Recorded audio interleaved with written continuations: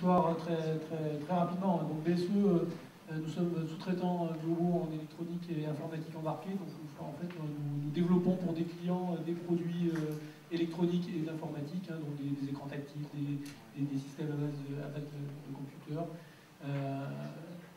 Et nous allons de la chaîne du développement jusqu'aux prestations de production de ces produits-là. Et à la logistique éventuellement qu'on peut apporter à nos clients. Donc une prestation vraiment globale.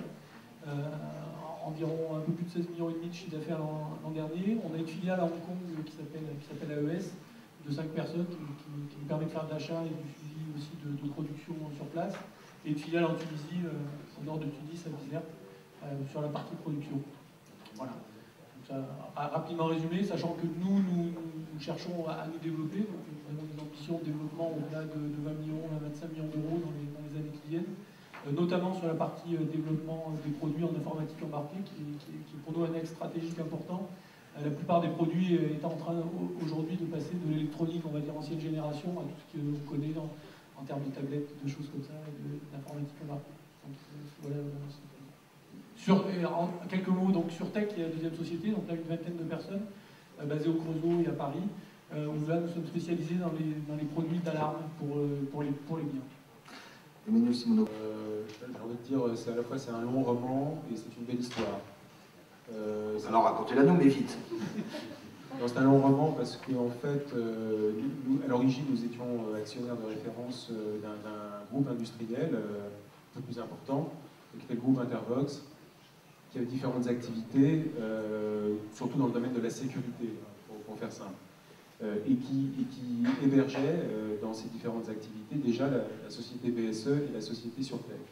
Ce groupe a été revendu en début 2011 au groupe Legrand, donc, groupe bien connu, et très vite nous nous sommes rendus compte en fait, que Legrand n'était pas intéressé par l'intégralité en fait, du portefeuille d'activité du groupe Intervox. Donc nous avons réuni avec une partie du management en fait, du groupe et avec Marc, et on a décidé en fait, de monter en fait, un projet de reprise, on peut appeler ça un spin-off, hein, des activités que Legrand ne souhaitait pas conserver. En fait. Et c'est donc aussi une belle histoire, puisque en donc fait, l'idée c'est de permettre aux dirigeants de reprendre l'entreprise. Voilà, l'idée c'est d'accompagner en fait, le management, en fait, hein. Donc on a monté un tour de table avec BNP Développement pour reprendre en fait les deux activités que le groupe Legrand ne souhaitait pas conserver. Donc c'est à la fois une belle histoire parce que ça montre aussi que les fonds d'investissement ne sont pas là, comme on le dit bien souvent, pour prendre leur plus-value et puis disparaître du paysage. Hein. Nous sommes aussi là aussi pour accompagner des projets de développement à long terme des entreprises, et parfois il y a des opérations comme ça où à la fois nous vendons et en même temps nous pouvons réinvestir sur certains domaines de l'entreprise. Quelles sont vos perspectives de sortie? Et à tous les deux, comment s'installe la relation entrepreneur-investisseur?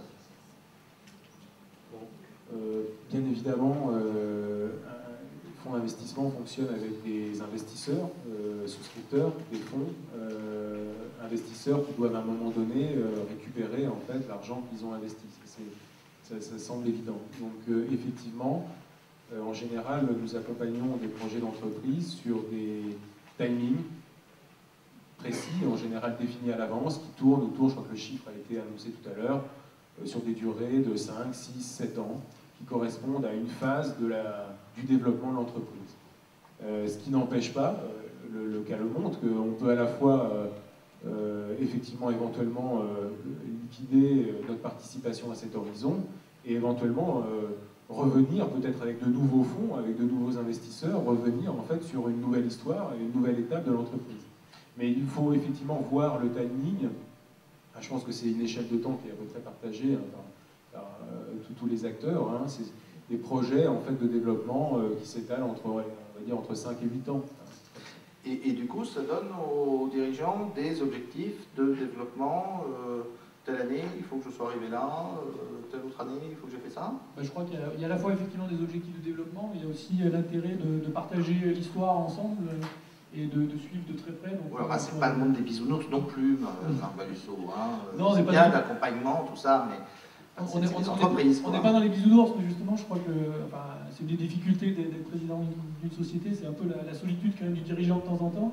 Et pour ce qui me concerne, en tout cas, on a une grande proximité avec Emmanuel qui nous permet aussi d'échanger sur du quotidien de l'entreprise, au moins une fois par mois, et de partager des idées, de partager une stratégie, et de ne pas être seul à réfléchir à ça. D'accord, donc il y a effectivement une dimension de conseil stratégique.